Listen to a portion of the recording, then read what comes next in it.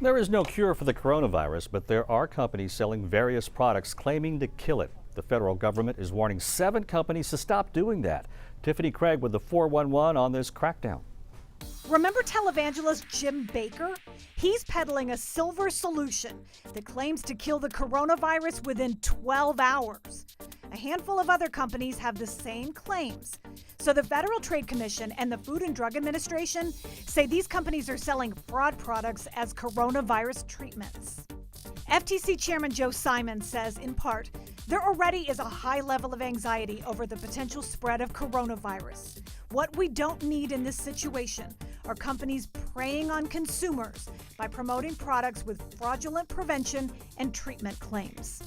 The FDA sent warning letters to 7 companies, including the Jim Baker Show, selling either silver, essential oils, or teas to cure coronavirus.